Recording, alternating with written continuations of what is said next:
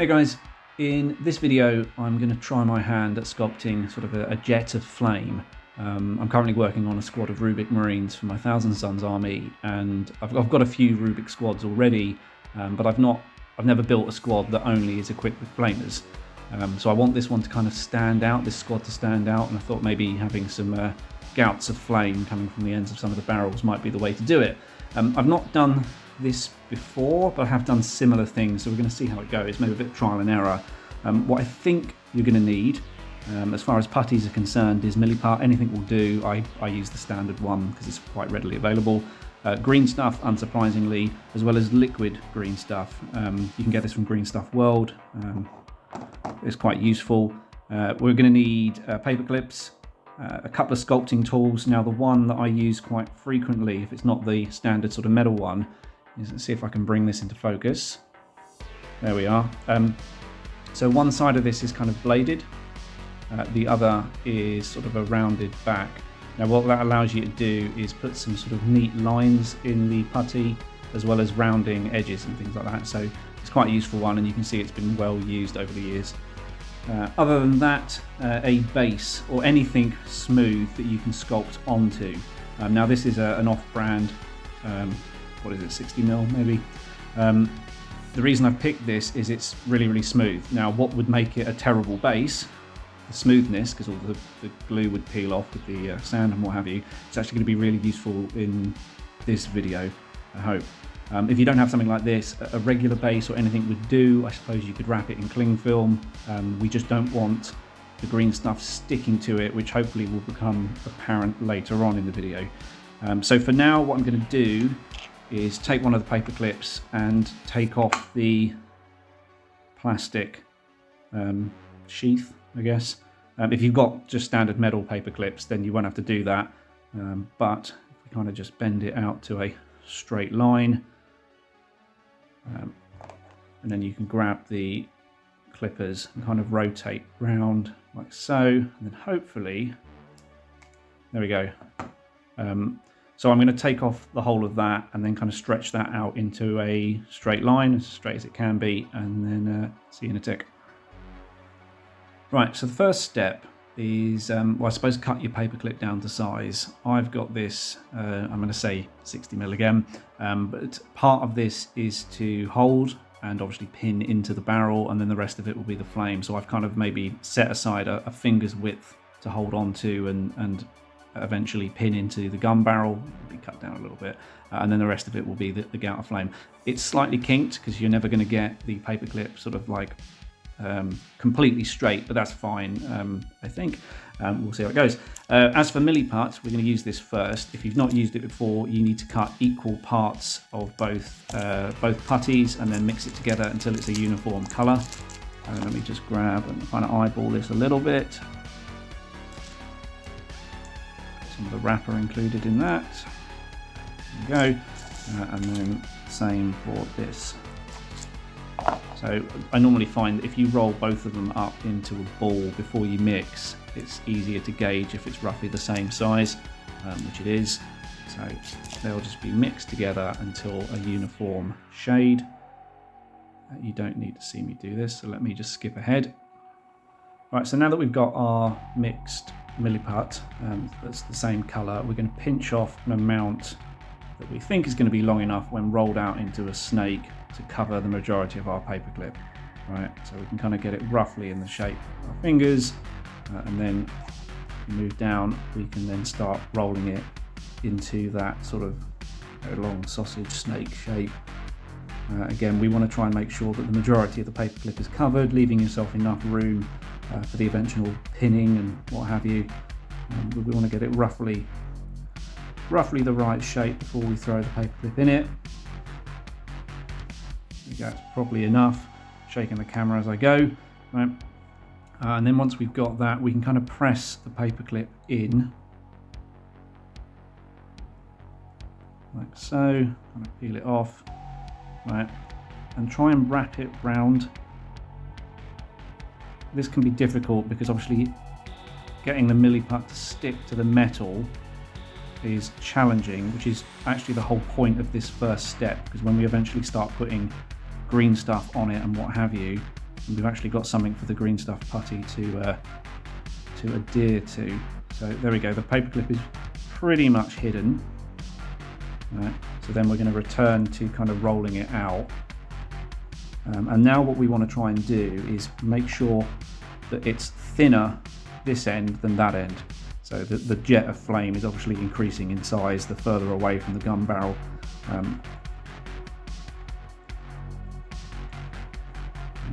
we go. Right, for what we need it to be, that's not too far off. Right, so you just apply a bit more pressure as you work your way down towards the end, and that's not so bad actually. I'll live with that. So let me bring it into focus. There we go. Right, so he says, trying to look at the camera and this. It's not perfect, but it will do considering we're going to cover an awful lot of it with green stuff later on. So I'm going to let that cure.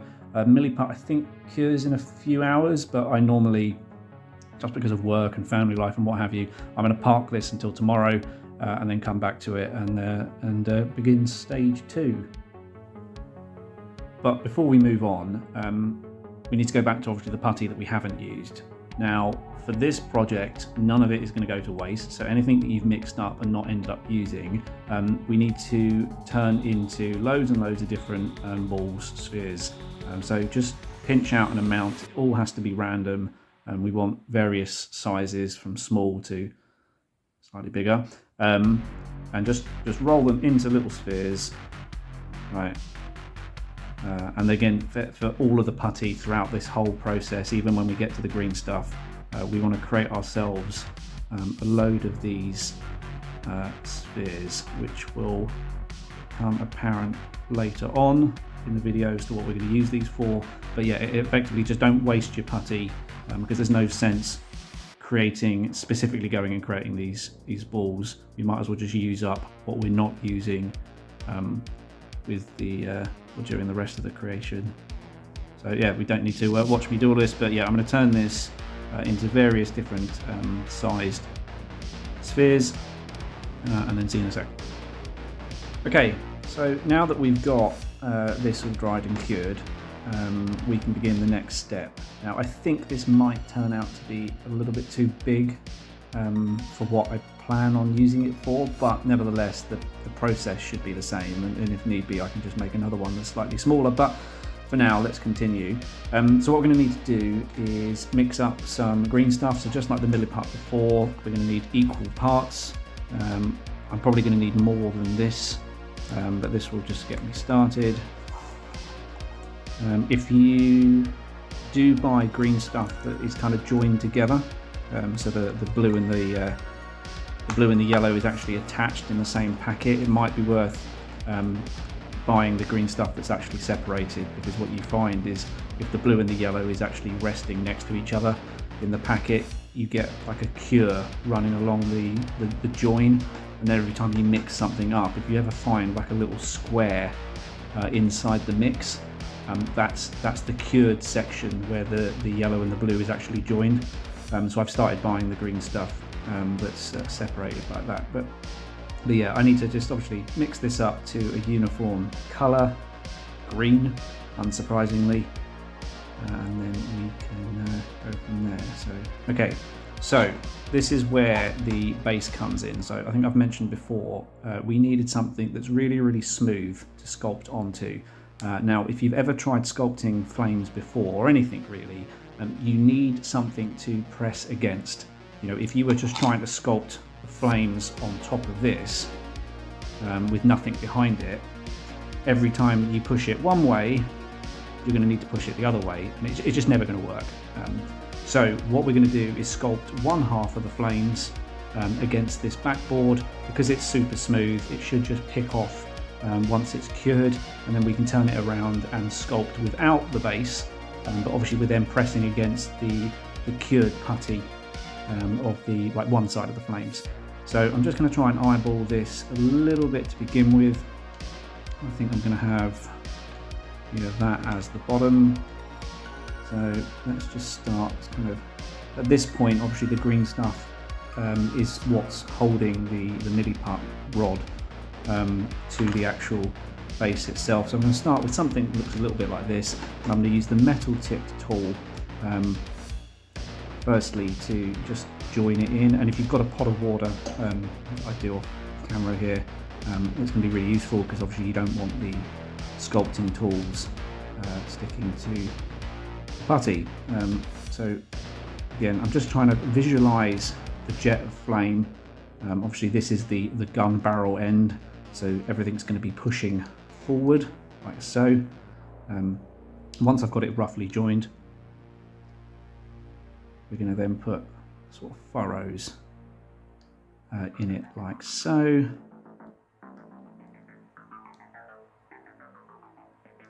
Right. So it's looking pretty terrible at the moment, but we'll get there. And then try and push in some divots into this. Obviously I need to continue this all the way to its end. Right. And at this point I think I'm going to swap over to the rubber tipped tool. And right. And I said the rubber tool is quite wet at the moment, right? And we're going to start trying to shape the flames, kind of pushing back against the milliput here, and just trying to put some sort of lines and grooves in it. Right. You want kind of like just sort of wavy lines, and this is what's good about this sort of chisel tipped rubber tool. You can see how it curves, the tool itself curves as you're pressing against it, pressing against the milliput, that is. Right. And again, you can use the back of it to get some curves in the putty. Don't get me wrong, this is going to be trial and error, and I'm probably going to do the majority of this off camera, so it might become a sort of like here's one I did earlier sort of thing. But I'm using the bladed side of the rubber tool to kind of just add some sort of shape and curve to the flames. Right, and then I might, hope that was all in focus because I'm not looking at the camera, I might just add a little bit more detail with the metal tool. You probably will get some, not mold lines, but sort of the flat of the green stuff when you peel it off the base, and that can just be cut off with a sharp knife once we've got to that stage. Right, so continue trying to shape some of the flames. Now that I'm getting some tops, like tips of the flame here, I'm going to try and make them a little bit more pointy. As you can see here, we've got this very, very thin layer of green stuff here. Obviously it's going to get covered with the further flames as it goes up. But yeah, for now, this is the sort of thing that could just be cut off when it's cured. And in fairness, I think I've just realised that if I continue sculpting this flame as it gets bigger, some of it might get like lost at the top, because obviously I probably should have set this further back on the base. That you live and learn, it's not going to be too much of a problem. Right, so yeah, just carry on around with this, trying to get it into points at the very top of the flames here. Again, there is a step where we're going to probably hide a lot of sins with the liquid green stuff later on in the video. So for now, that's not so bad. That'll get us started. And what I'm going to do is continue the same pattern, obviously at the end here, probably off camera because it's a little bit easier to focus. It doesn't matter so much because we're going to use the liquid green stuff to kind of blend a lot of this in anyway. But yeah, give me a sec, let me finish the rest of it off. So there we go, that's all been finished off. What I was trying to go for, and I'm thinking this through, not that I've ever fired a flamethrower, but this is the end where it's been shot out the barrel, so the flame's kind of pointing forward with the momentum, but then this side, it's starting to reach sort of air resistance, I guess, so the flames are then circling backwards. that's what I was going for. I don't know whether that's right, but that's kind of what I thought would look good. Let me know in the comments. But as I said, this is the first one I've tried doing, so I might tweak this moving forward. Before I pick it off the base, I'm going to finish this side with the liquid green stuff. And what we're going to try and do is kind of join these flames together. So hopefully this comes out sometimes, yeah, there we go, it's fine. Sometimes it's a bit difficult unclogging the barrel of the liquid green stuff. But I'm just going to try and, again, join it and use the barrel of the liquid green stuff to kind of give me that texture. Because we don't want the milliput section is quite smooth, and it's not bad smooth, but I do want to give it a little bit of texture. So, and then probably underneath give it a little bit of movement as well. Because again, once the paint goes in on it, you want some detail. So, and this might not be the last time that we give it a pass over with the liquid green stuff in fairness. The main green stuffing phase was mainly there just to give a little bit of structure, because we're going to be needing it later on. And what I'll probably do towards this end is, because it's kind of a sharp jump between paperclip and milliput, kind of blend that in a little bit more. Again, we need a few more passes. Okay, I think that will do for the time being, and obviously the right side. I'll let that cure. Let me get the lid back on that before it goes everywhere. So yeah, that's that. Just to remind everyone, obviously, as you're doing this, keep making little sort of putty balls. There's the, sort of the green stuff that I used yesterday that didn't end up being turned into flames, so that will become clear in a sec. But I think that's one side done. Right, moment of truth. So again, my assumption was this was going to pop off the base because it's quite smooth. Green stuff isn't as sticky and tacky as the milliput, and the milliput was cured before it went down, so the only thing that's keeping it on this base is the purchase the green stuff has made. So I'm gonna hope just to slide the knife underneath and try and get it off. Oh, there we go. Love it when a plan works. So yeah, you can see a little bit here. Let's bring it into focus. So I've got little bits of flash just there that I will trim off with the knife, but the back of it is now solid enough for me to sculpt onto and then sort of copy the flames the other side. So let me just quickly neaten it up, and then we'll begin trying to sculpt the other side of it.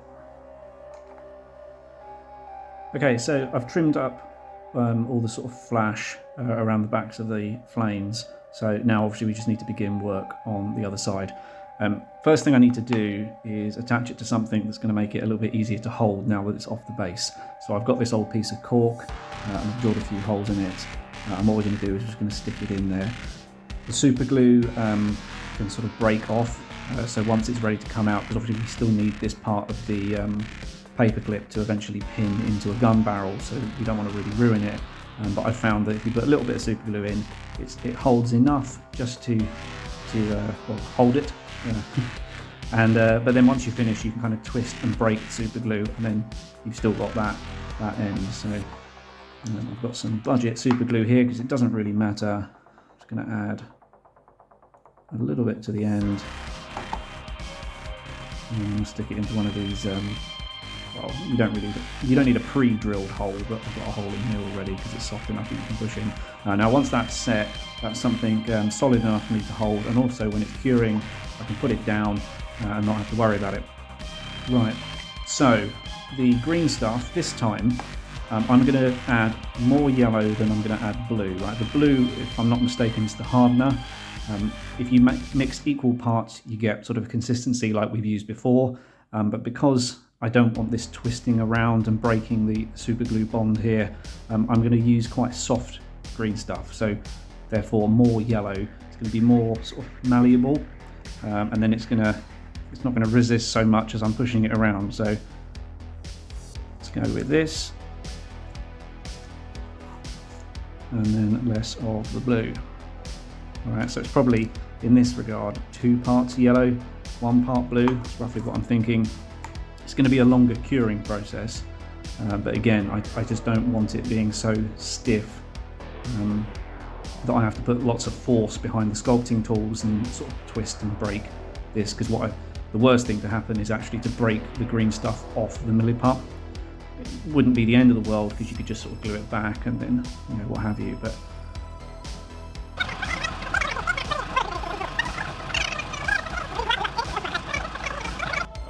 okay, so much lighter in colour and a little bit more malleable. So we're going to start sort of rolling it out.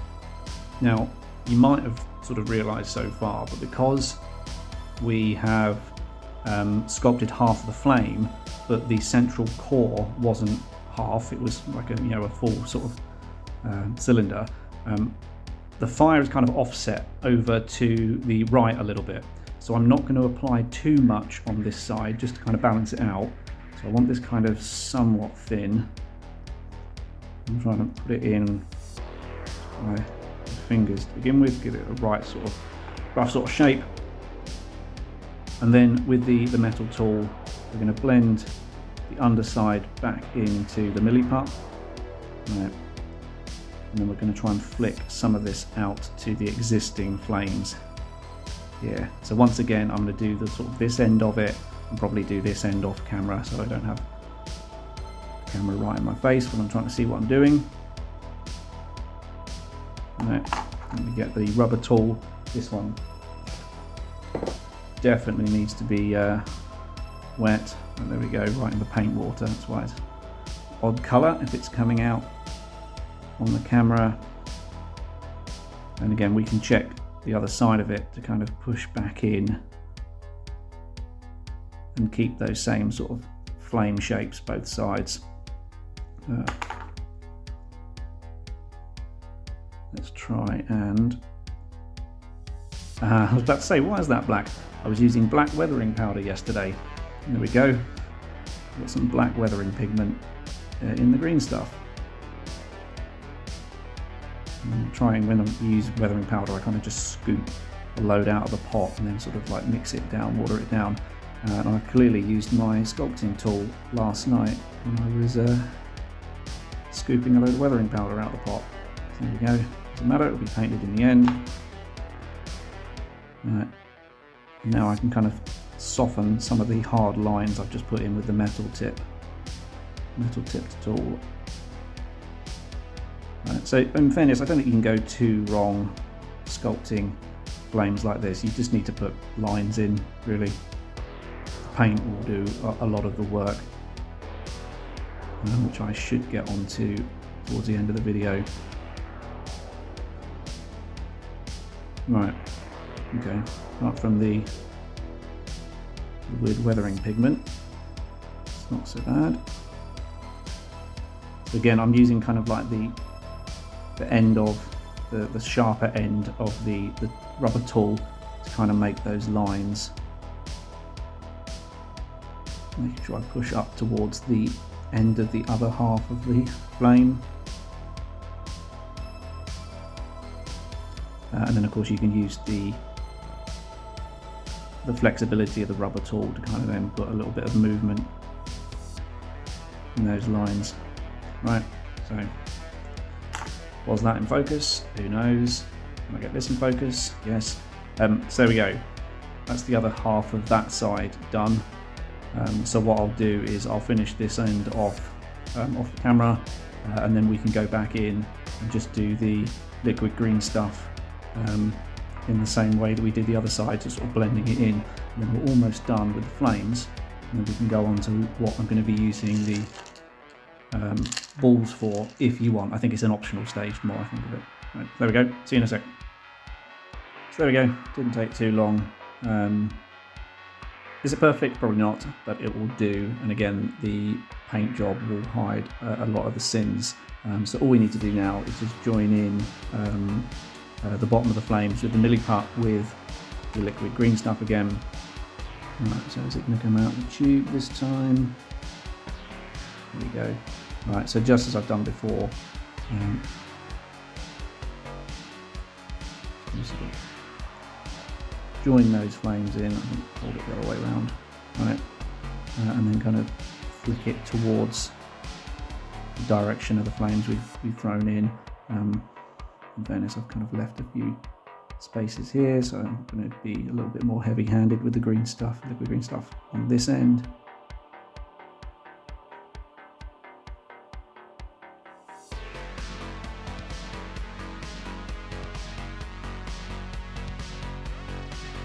And add a few more spots underneath. And always kind of trying to flick it forward.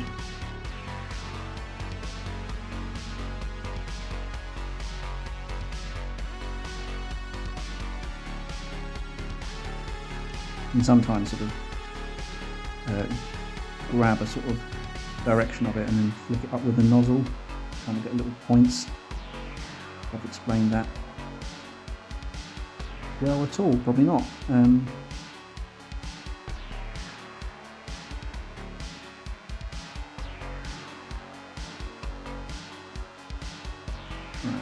put that down. So there we go.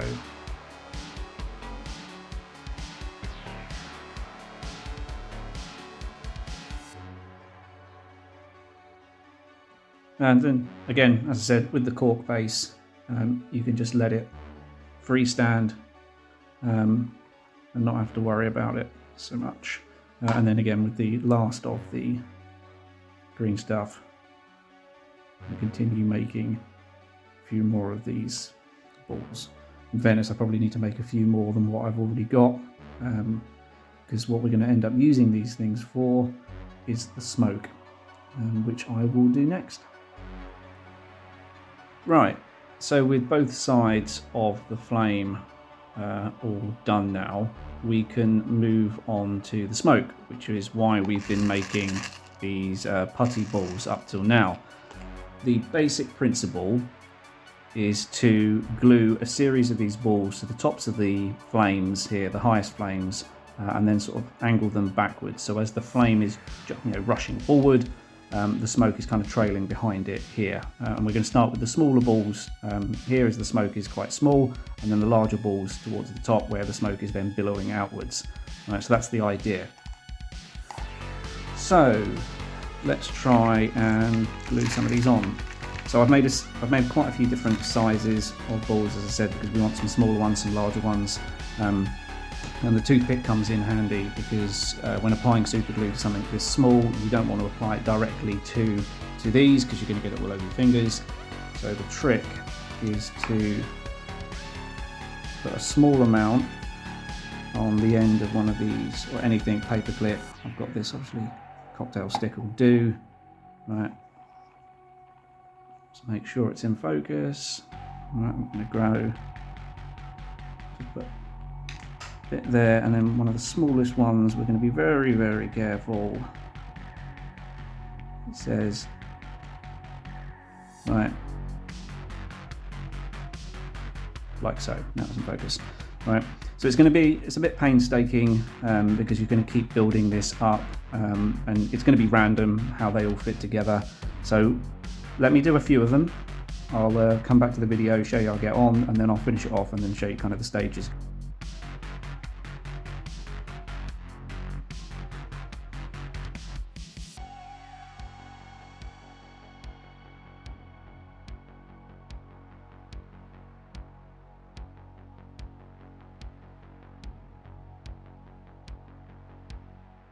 And there we go, that's all done. I've used up all the balls I had made.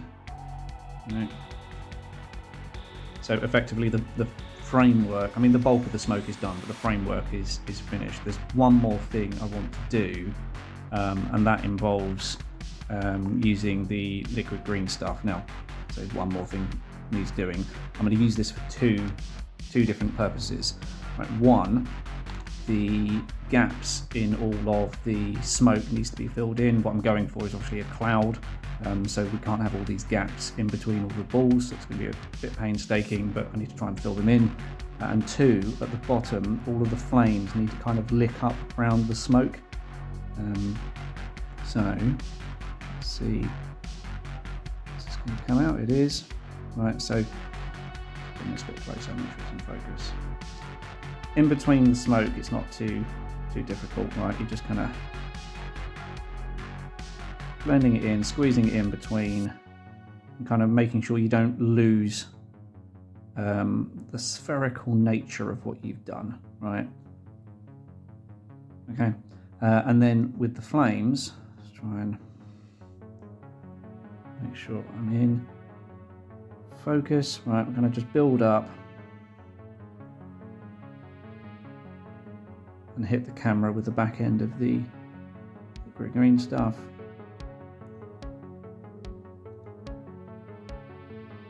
Right, a bit messy, but that's the idea. So let me try and do this, because although I try to do loads of these tutorials, I never seem to do my best work when the camera is right there.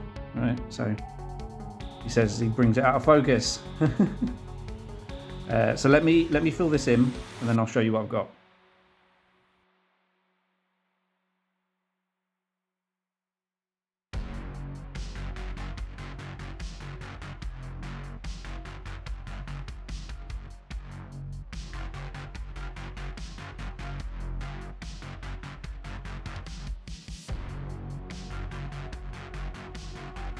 And there we go. Not too pretty in the putty stage, right? Because a lot of what we want to do is going to be made obvious when the colour goes on it. Right. But all I've been doing with the flames is kind of putting like a blob of green stuff and then kind of flicking it upwards, trying to catch anything that's maybe out of place.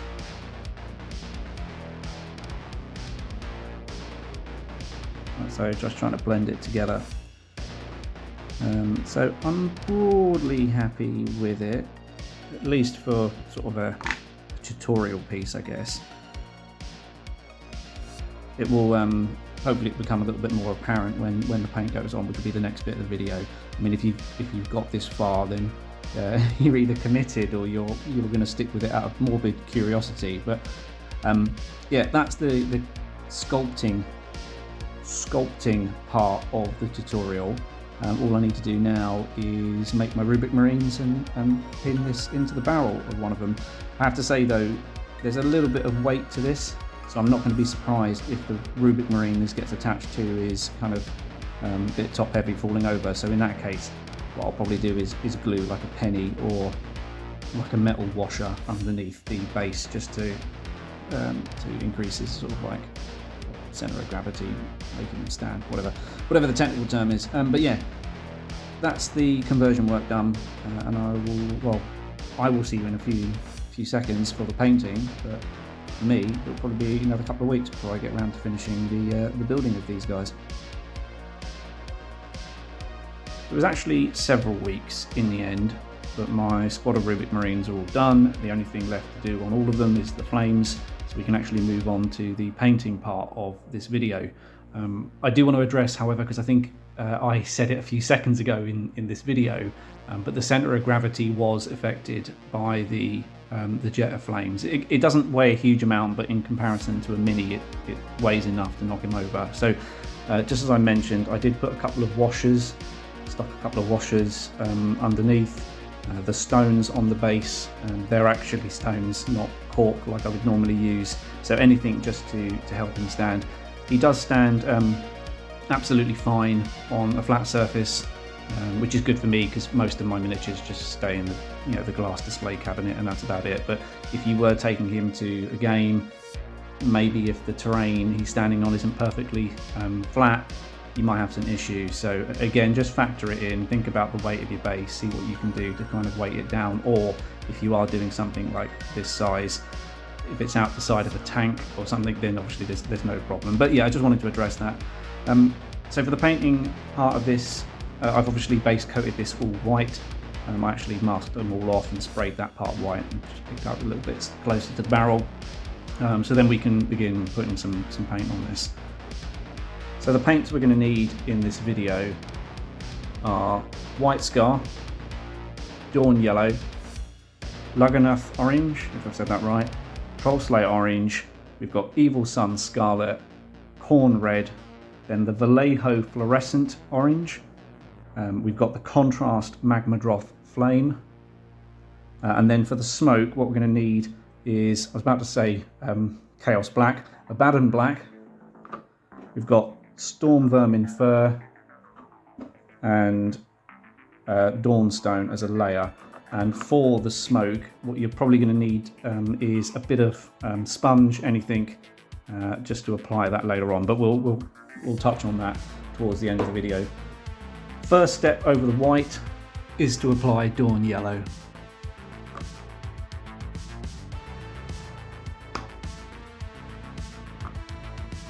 So the yellow just needs to go over pretty much everything we've painted. White just provides a good base coat for the subsequent layers, even if the entire flame isn't going to stay yellow. And what I will also do is probably paint the bottom half of the smoke like this as well. Not particularly complicated, so with the magic of editing, I'll now fast forward.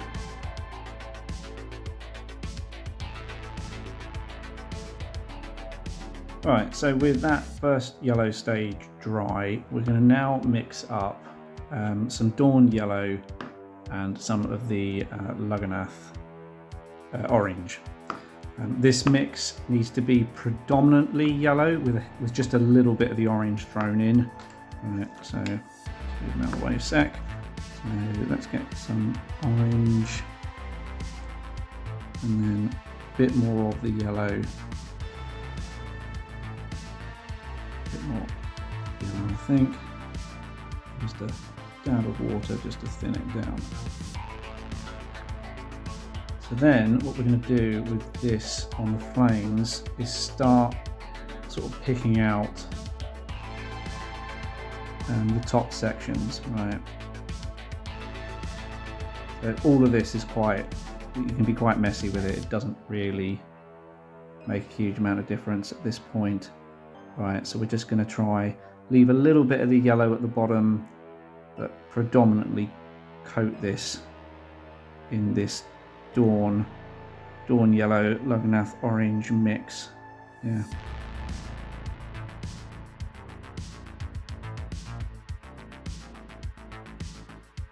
Right, so I haven't been particularly thorough with my coverage of this mixture, especially towards the tops of the flames and the smoke, because it's not really going to make any difference.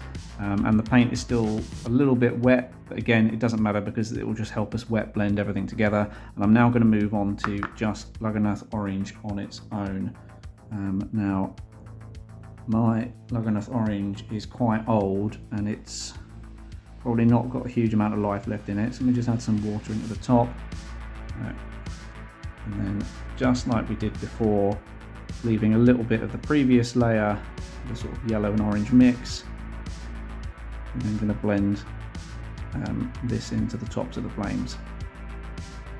Again, you don't need a perfect sort of wet blend into the previous layer, because there's some subsequent things we're going to do that's going to kind of merge it all in together anyway. Yeah.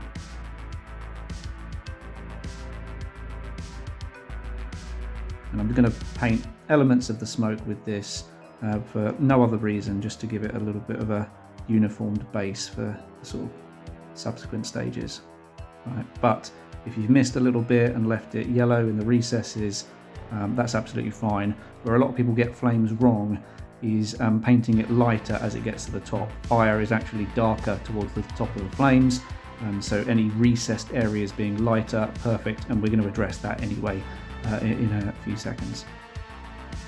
And there we go. Right, so the next step is to mix in some Trollslayer Orange. Now, My Troll Slayer, just like my Lugganath Orange, is pretty old, pretty gunky. You can tell by the label that it's an older paint. So let's try and get some water in here. It's almost beyond saving for me, but for you, if you've got a new one, it's absolutely fine. So I want to try and mix equal parts of the Troll Slayer and the Lugganath Orange. Get a little bit more water, and just like we've done before, we're going to go down and pick out the top sections of the flames and leave a little bit of what we had done beforehand. If I'm honest, I could probably add a little bit more Troll Slayer into that.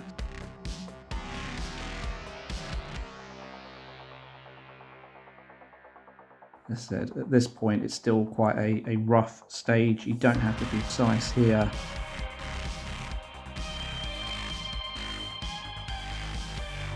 Okay. And then let's just add some Troll Slayer right at the top. So then while it's still wet, I'm just going to add a little bit right at the top of the flames. This would be good.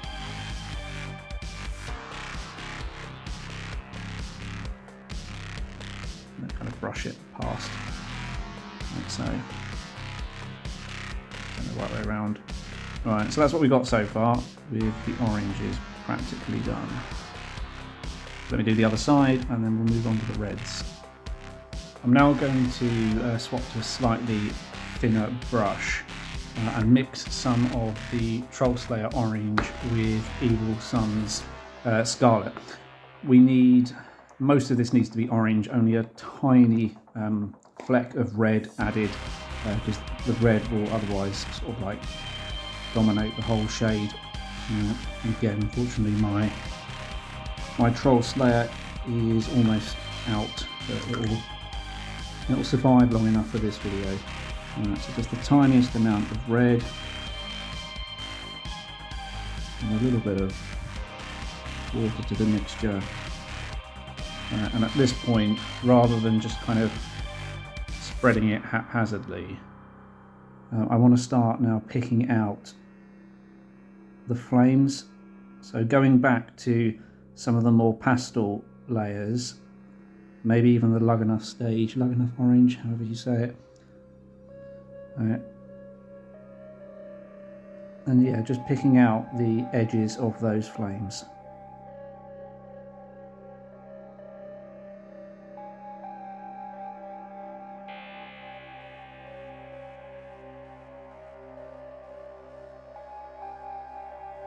With that all done, we're going to then use the Evil Sunz Scarlet straight out the pot, and we're going to pick out those flames, but leave a little bit of the previous layer. So if the orange started here, we're going to start the red from, I don't know, 2/3 up.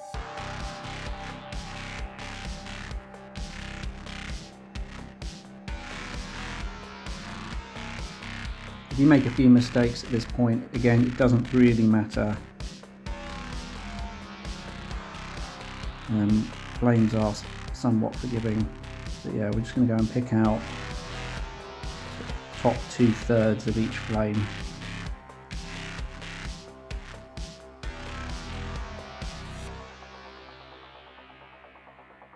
Like so.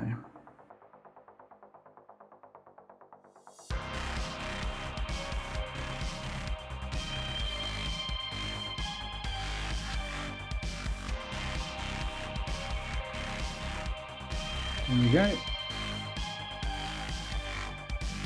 So the last little bit of this section is to apply some Khorne Red to the very tips of the flames. Straight out the pot, don't need to mix it with anything. And just the very ends of those flames are going to get painted the darkest red.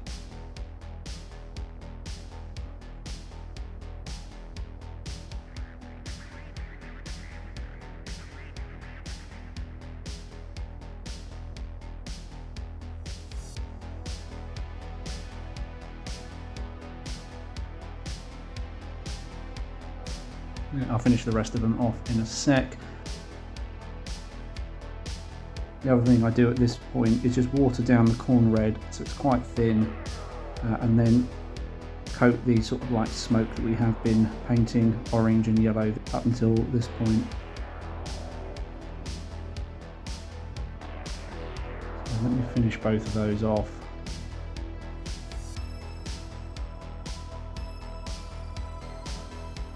Okay, so the next bit we're going to use the Vallejo fluorescent orange. Now this paint, make sure you give it a really good shake, and we're just going to squeeze some of it out on the palette. And I'm going back to my sort of medium sized brush, and we're going to apply this paint much in the same way as we applied the first few stages, so kind of like haphazardly covering the sort of red and oranges that we have been doing, leaving some of the yellow at the bottom, but I'm not too concerned if we get some of the fluorescent paint over the yellow. It's quite a thin paint, so it will show a lot of what was underneath it. And I'm also going to give the bottom of the smoke a coat for good measure. Takes slightly longer than a Citadel paint to dry, so I'm going to do the other side and then see you in a bit. And there we go. So after a single coat of the Vallejo fluorescent orange, it's pretty bright, as you'd expect, and if you wanted to stop here I wouldn't blame you, but I am going to go a little bit further because the jet of Promethium, or whatever it is, needs to be white hot really. So we're going to return to Dawn Yellow, and you're going to also need some clean water. Right, no, that is clean, just the bottom of the pot isn't. And what we're going to do is we're going to wet all the flames. Right, it doesn't have to be soaking, right, it just has to be sort of damp.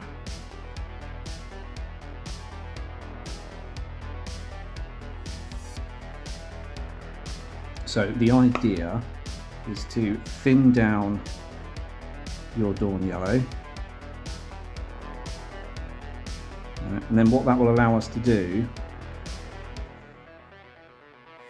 is feed all of the Dawn Yellow into the recesses. The water will kind of do the job for you.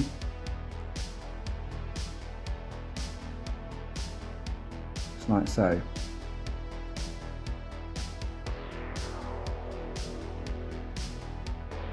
So I'm going to let that dry, because ideally I want more of the yellow pooling at the bottom, so I'm going to stand it still, let it dry, do the other side, and then see you in a sec. Okay, there we go. Now that it's all dry, the Dawn Yellow isn't as intense as it was because all the pigment is obviously dried towards the bottom of the flame, because I left the model standing upright, which is what we want. We want more of the brighter colours at the bottom. So the last little bit I want to do is just brighten up this bottom part of the flame even further with a layer of white scar. So similar to the last bit with the Dawn Yellow, we're going to water this down because I don't want it that thick, and it might be that we do a couple of coats like this. So let's turn it around again like that, it makes it a bit easier.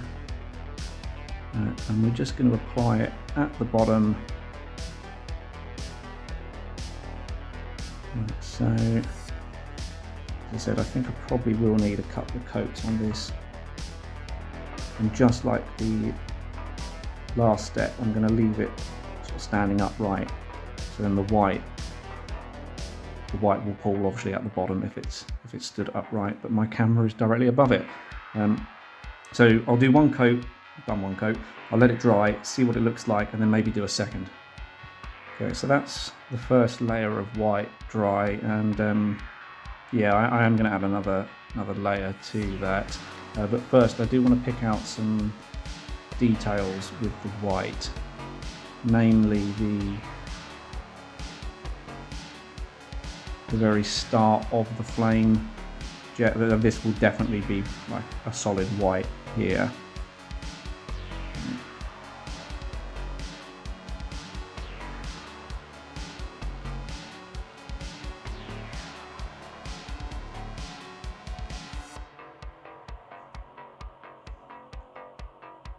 like so.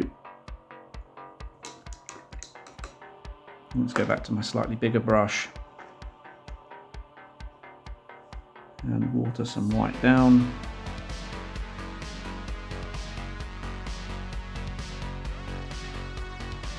Make sure it's in focus.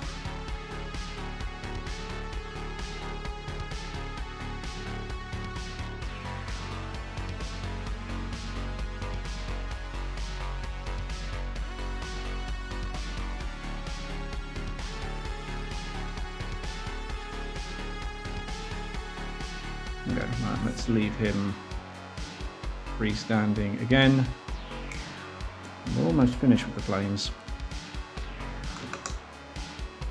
There we go, that's the second layer of white dry. You maybe could get away with a third, but I'm happy enough for now. So before moving on to the smoke, there is one more part of the flame that I do want to address.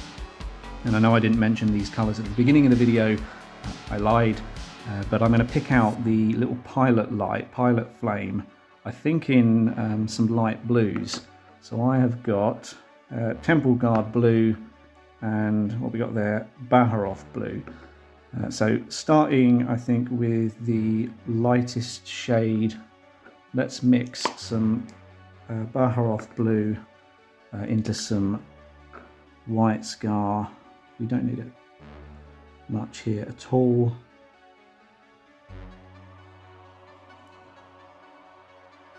Right.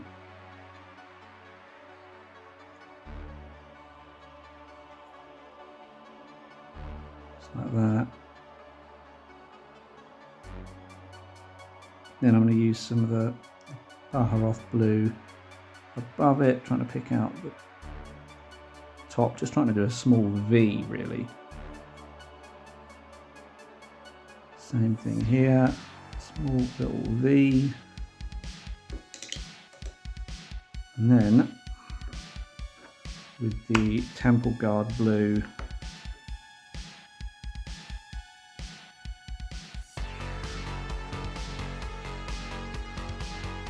just put a little bit of a dot right at the top.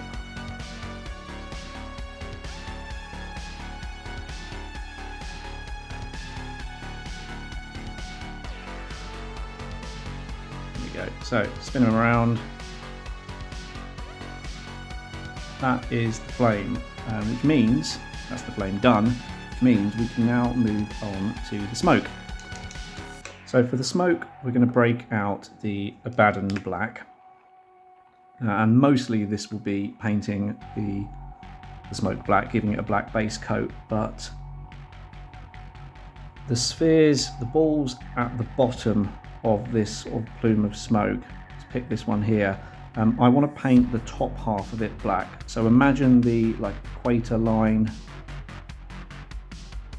and we're going to paint that top half of that sphere. Yeah, so there's another one. I'm just picturing the equator of that ball. I'm painting the top of it like so. So it's a bit painstaking because obviously all the ones at the bottom that you've left orange or red, you're going to have to do this too. And then anything at the top, we can just paint solid black. What we're trying to do is obviously underlight the smoke with that orange. So this one here, although I have painted it orange, none of it will see the flame, so I can just cover that all in black. So yeah, let me crack on with this. Okay, so with the first step of the smoke done, that's what it looks like.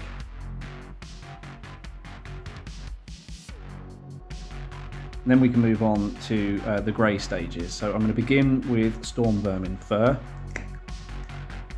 And I'm just going to put some on my palette and then go back to that little scrap of sponge I mentioned earlier.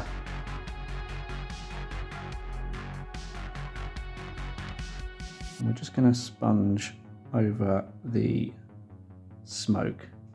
If we get some of it on the orange sections of the smoke, so be it. That will actually help us blend the black into the reds and oranges.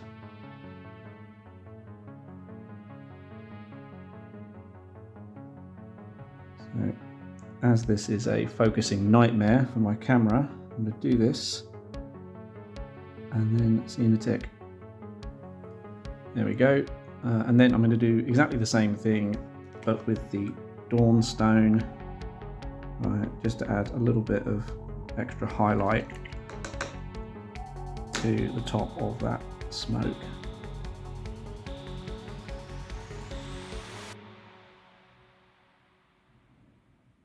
Maybe a little bit lighter with my application of it, not the camera while I'm doing it because I'm a professional.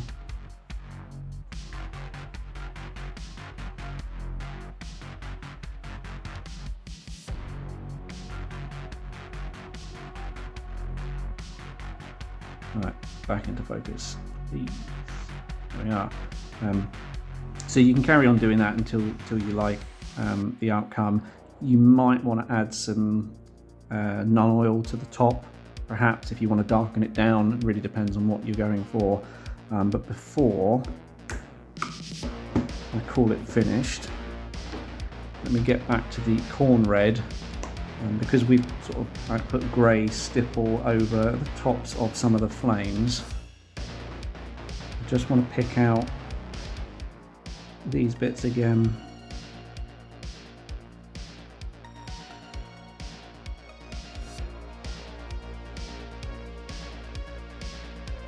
I might miss a couple, but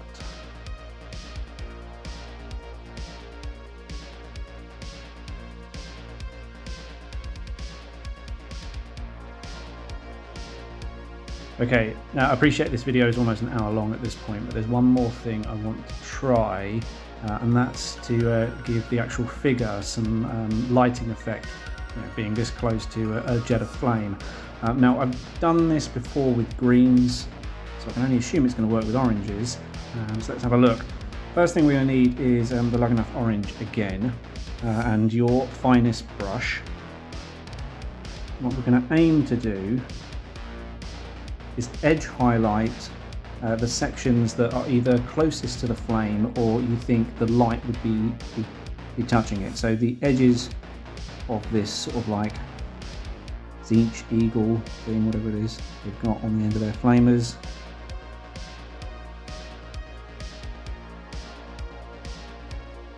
And there, maybe pick out these closest parts. Tops of the eye, and then if you look at it from this angle, I'd probably say that the edge of his shoulder guard can get caught with the light.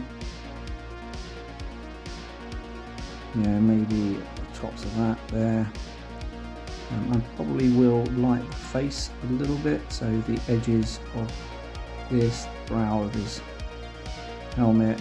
Obviously there's conflicting light here because there's the glow from inside his helmet, the green. So yeah, let me give it some thought. Maybe the side of his arm. So we don't need to coat everything, we just need to edge highlight. And I know a lot of people will do this sort of stuff with an airbrush, but I don't have it. I'd like to think that if you're watching this channel, it's because you also don't have an airbrush. And you're trying to learn some of the manual techniques. So let's pick out the edge here. Alright, so I'm going to crack on with this. See you in a tick. There we go, that's the orange lines done. As I said, I've edge highlighted mainly the gold sections, anything where I think the light would be reflecting off of, like the tips of his fingers, sides of his arm, underneath his face, and obviously the end of the flamer.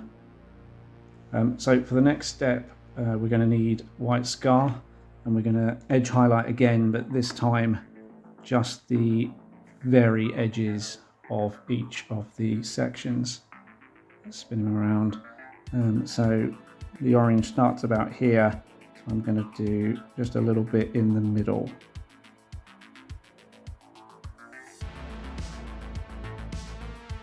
Like so. And again, we want to just highlight the middle of each of the orange lines really.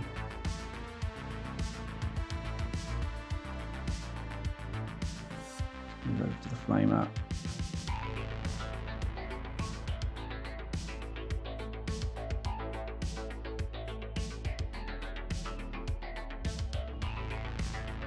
This is a bit easier because closer to the flame it's more obvious as to where you want the white.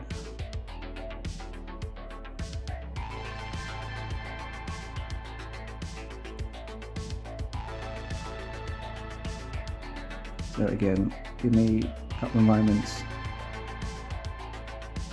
just to finish this.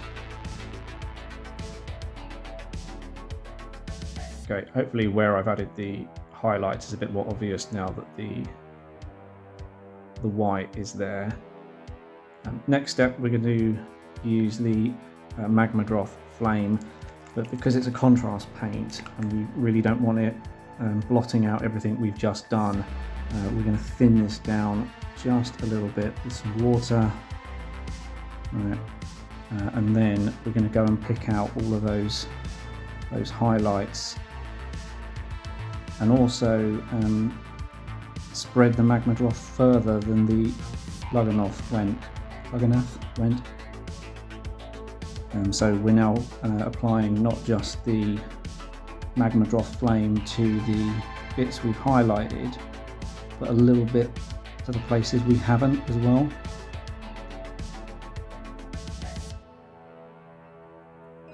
So on his knee here.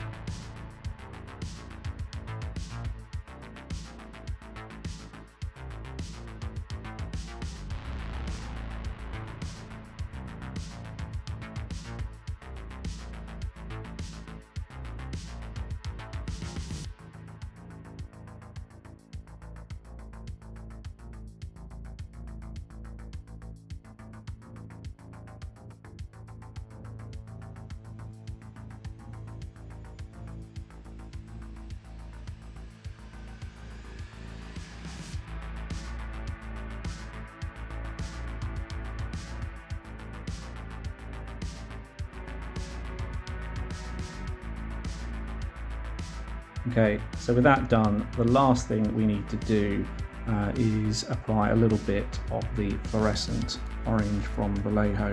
Now the good thing about this paint is it's quite thin, right? So it'll allow us to blend a little bit of what we've done into some of the other colours already on the model. So I don't want to be too messy with it. But if it goes over some of the gold and say blue, it's not going to make much of a difference. And if anything, it's actually going to help.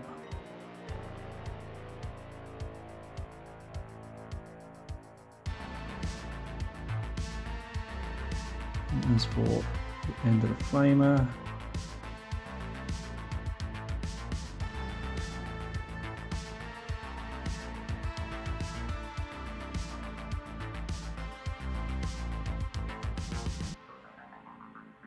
get this knee as well.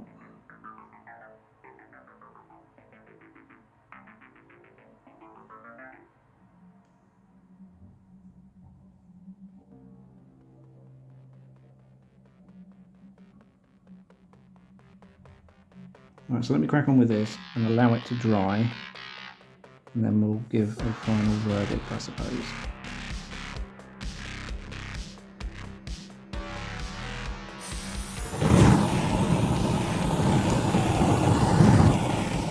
And there we go. That's my technique for painting flames. And, well, I suppose making them as well. I hope you've enjoyed the video. If you have, please like and subscribe, that would be great.